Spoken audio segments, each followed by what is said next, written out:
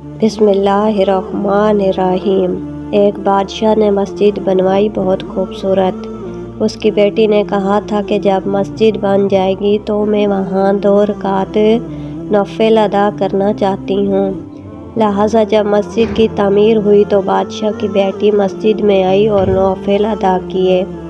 مسجد میں کام کرنے والے مزدور سب جا چکے تھے۔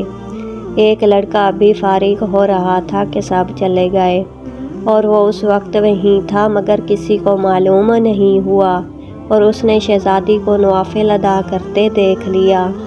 اس لڑکے کو وہ منظر بہت خوبصورت لگا۔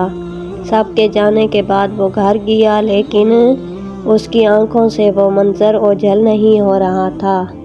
اس نے اپنی والدہ کو بتایا اور کہا کہ میں شہزادی سے شادی کرنا چاہتا ہوں، آپ بادشاہ کے پاس رشتے کے لیے جائیں۔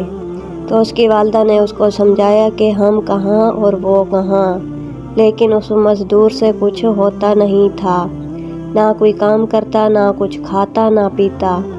بہت دن ایسے ہی گزر گئے۔ اس کی حالت بہت بری ہو گئی تھی، مرنے کے قریب پہنچ گیا تھا۔ اس کی ماں کو اس کی فکر ہوئی اور وہ بادشاہ کے پاس گئی اور ساری بات بتائی۔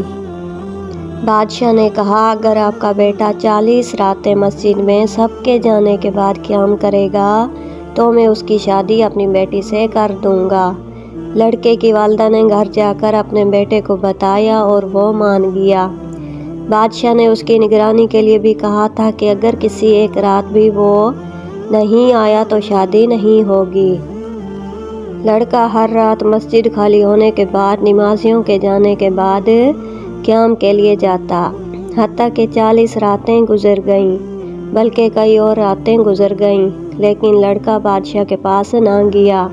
پھر بادشاہ نے اس مزدور کو بلوایا اور اسے اپنی بیٹی کے رشتے کے لیے حامی بھری، لیکن لڑکے نے انکار کر دیا۔ اس نے کہا کہ آپ نے قیام کی شرط رکھ کر مجھ پر بہت احسان کیا ہے۔ جو سکون مجھے سجدوں میں ملا وہ اور کسی شے میں نہیں، اور مجھے سمجھ آیا کہ مجھے محبت آپ کی بیٹی سے نہیں، اس کے اپنے رب کے حضور حاضر ہونے سے، اس منظر سے ہوئی تھی۔ اب جو مجھے مل گیا ہے اس کا موازنہ دنیا کی کسی شے سے نہیں کیا جا سکتا۔ یہ کہہ کر وہ لڑکا چلا گیا۔ سبحان اللہ۔